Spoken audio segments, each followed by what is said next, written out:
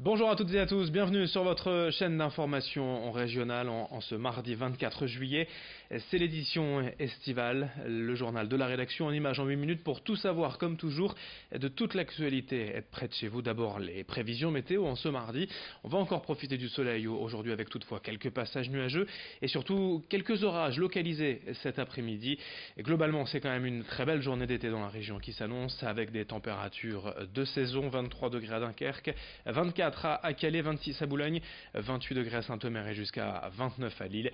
La météo complète comme toujours après ce journal. À la une de cette édition, aujourd'hui la réaction d'un élu régional à l'affaire nationale Benalla qui secoue, vous le savez, depuis plusieurs jours le paysage politique français. Vincent Ledoux est député de la 10e circonscription du Nord. Il estime que les proportions prises par cette polémique empiètent désormais sur la vie parlementaire et empêchent les députés de travailler.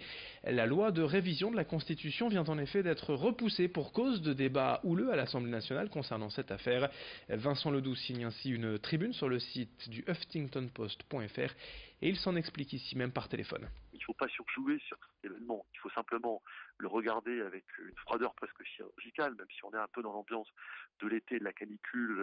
Bien sûr, il y a un bouillonnement extrêmement important au Palais Bourbon, et pour autant, il faut le regarder avec beaucoup de froideur pour corriger les dysfonctionnements. Quand la ministre des garde des Sceaux dit c'est une affaire individuelle, non, c'est pas une affaire individuelle. Encore une fois, elle implique un certain nombre de personnes qui ont des responsabilités extrêmement importantes.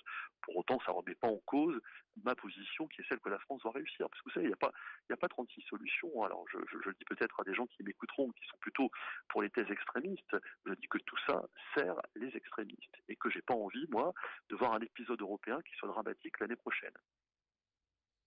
Autre information dans ce journal en images pour évoquer les difficultés de circulation dans le secteur de la gare Lille-Flandre depuis plusieurs semaines et pour encore plusieurs mois.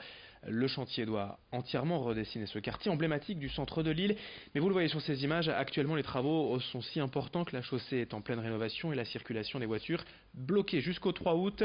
Si bien que pour les piétons, en souhaitant traverser, c'est un vrai casse-tête.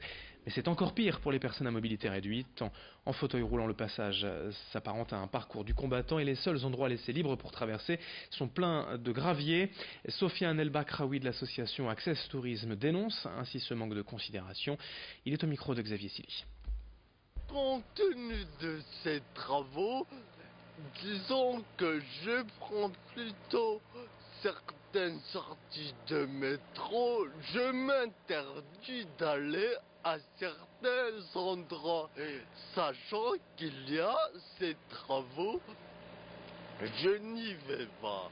Par les problèmes d'aujourd'hui, je ne peux pas me déplacer librement comme je le souhaite, aussi facilement qu'une personne valide. Et ça, c'est quand même dommage. Et pour rappel, les travaux autour du secteur de la gare Lille-Flandre vont durer encore plusieurs mois. On parle d'un an de chantier encore sur place. On enchaîne avec ce projet de parc naturel à mi-chemin entre Crévic et Lonne-Plage, à l'ouest de Dunkerque.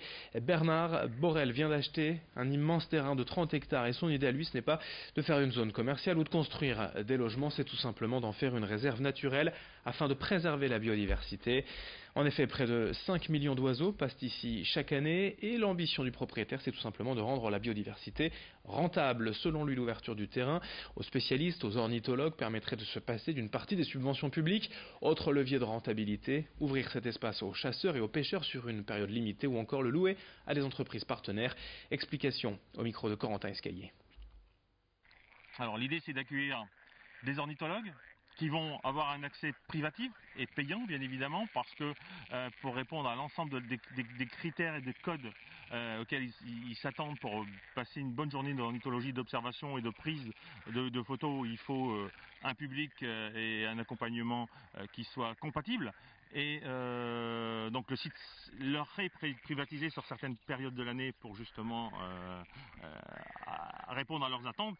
Et en contrepartie, il y a un accès payant, bien évidemment. Ensuite, la pêche, la chasse sont d'autres sources de rentabilité possible, sachant que ce sont des loisirs traditionnels et que, pour moi, ma vision, c'est de concilier l'avenir, le passé, nos traditions et nos ambitions.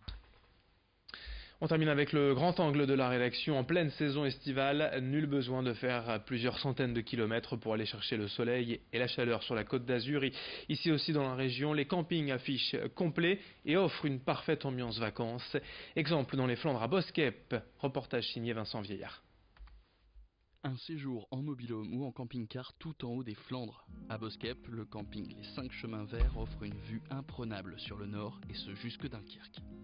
Cet été, le soleil ravit les vacanciers ou les habitués venus nombreux ici. Ils viennent de la région, mais pas que. Quelques Bretons. Cette année, on a beaucoup de Belges. On a des Belges, des Hollandais, mais surtout des Belges, qu'on n'avait pas il y a quelques années. On a 120 places. Une journée comme hier, on doit avoir, avec les invités, les visiteurs, 400 personnes, quoi. Ici, quelques drapeaux souvenirs de la Coupe du Monde sont encore sortis, mais les vacances sont loin d'être finies. Le camping des 5 Chemins Verts est surtout réputé pour les activités qu'il propose. En plus du classique terrain de pétanque, on retrouve des trampolines ou un étang de pêche. Et avec ce soleil, la star des attractions, c'est la piscine. On a reçu un magicien le week-end dernier. Il y a eu une petite soirée après. On fait des soirées loto aussi, on fait la pêche. Toutes les semaines, on fait quelque chose. Pour passer ces mois de juillet et d'août, certains font le choix de ne pas partir à l'autre bout de la France pour se reposer. C'est pas trop loin de chez nous. Quand on a envie de rentrer, déjà, ne serait-ce que pour le courrier, c'est pratique. C'est un super beau camping. Il y a des super belles choses à voir. Boskep, c'est un super village avec tous les commerces. Ici, il y a des activités, la piscine, les temps de pêche, il y a des bois, les balades dans la Flandre. Et puis, il y a des bons estaminets. Oui, pour la petite bouffe, de la bonne bière. Quand c'est l'été, pourquoi aller chercher du soleil ailleurs? On sait que même malgré tout, on fera quand même un voyage dans l'année. On voit autre chose, comme là, en fin septembre, on s'en va dans l'Hérault rejoindre ma sœur. Mais voilà, quand il fait beau, on est aussi bien ici. Pour plus d'informations ou pour réserver un hébergement sur le camping des 5 Chemins Verts, vous pouvez les contacter par mail ou par téléphone. Voilà pour ces belles images dignes des vacances dans la région. Merci de votre fidélité. D'autres infos à suivre, bien évidemment. On est ensemble, vous le savez, tout au long de cette journée.